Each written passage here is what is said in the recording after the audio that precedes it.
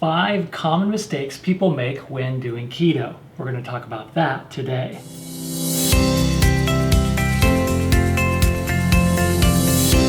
Hi, welcome to Keto with JT. I'm JT. This channel is all about a practical approach to living a ketogenic lifestyle. Today I want to talk with you about 5 common mistakes people make when doing keto. Now there are more than 5, but these are pretty common, and one may not be so obvious, so you'll have to stick to the end of the video for that one.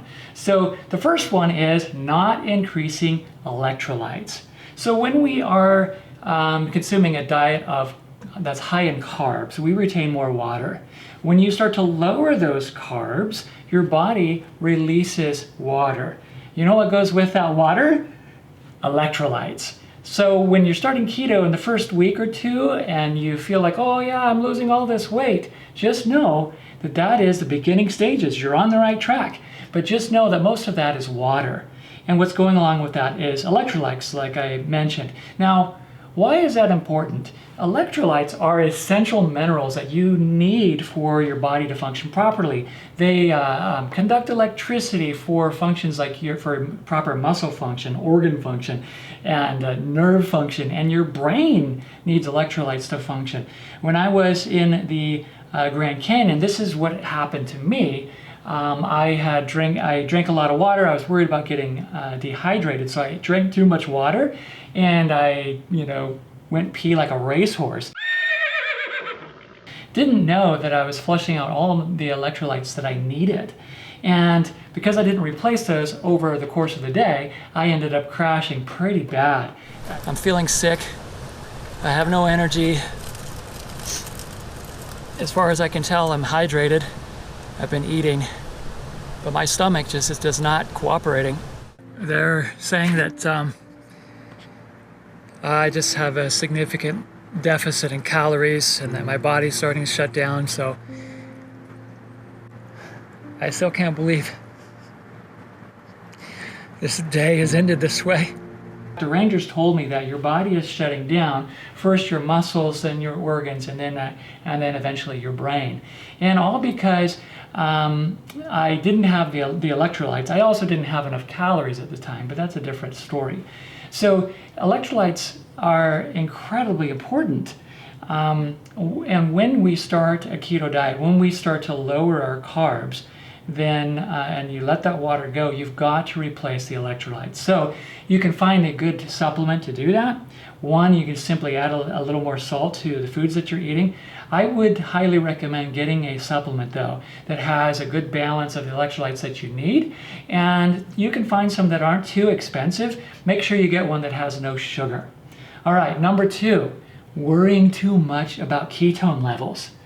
When people first start, they're really excited and you want to know, am I in ketosis? Am I in ketosis?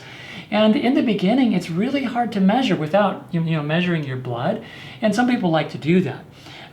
If you're using pee strips, I'm telling you, they're not very useful, because once your body starts producing ketones, it's producing ketones, but it can't use them efficiently yet, so most of them get peed out anyways. So even if you're using pee strips, it's going to register very high ketone levels, and you're thinking, oh wow, this is awesome. But then what happens after a couple of weeks, 2-3 weeks or so, those levels go down, and then people start getting discouraged. A very good way to tell if you're in ketosis: hunger.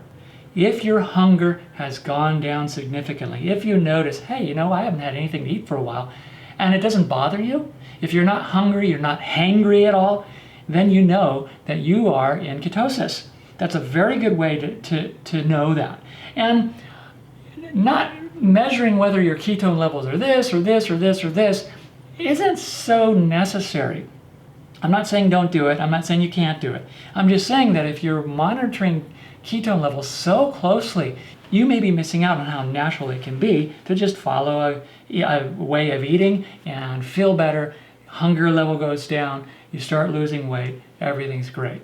So don't worry so much about ketone levels. Number 3, unrealistic expectations. Most people, not everyone, but most people want to do keto because they want to lose weight, right? Maybe that's you. Challenge is that a lot of people, they're thinking they're going to lose 30 pounds in 1 month. They're expecting these dramatic changes. I'm not saying that doesn't happen, but what's typical? You'll lose about 5-10 pounds maybe in the first few weeks. Remember, that's mostly water. Then after that, it levels off and you can expect about a steady weight loss of about 1 to 2, sometimes 3 pounds a week. And that is pretty awesome. And that sounds like, oh, wait a minute. Is that it? I thought this was supposed to be an incredible way to lose weight. Well, think about it this way. If you're losing, let's say it's just 1 pound a week.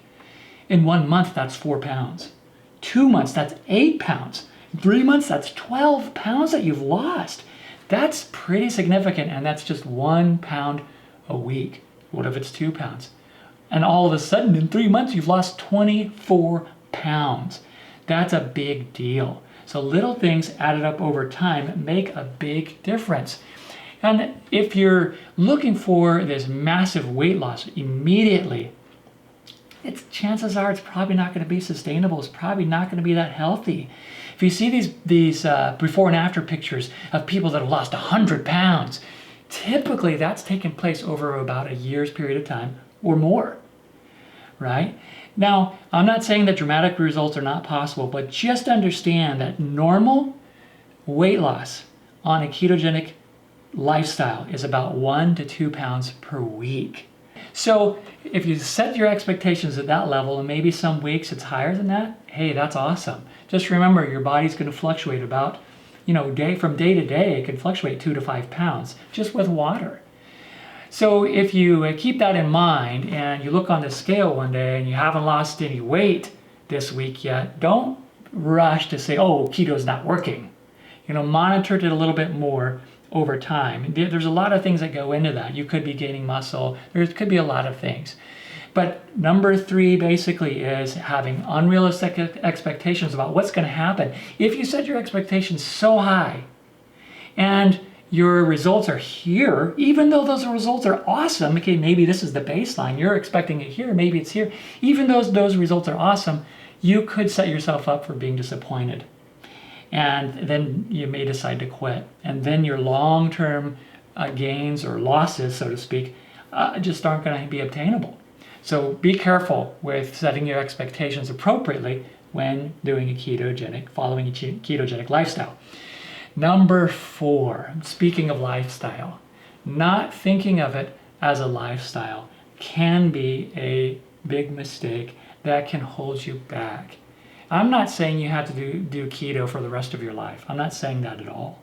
What I am saying is that so many people go on low-carb diets and lose a lot of weight, only to gain it right back again.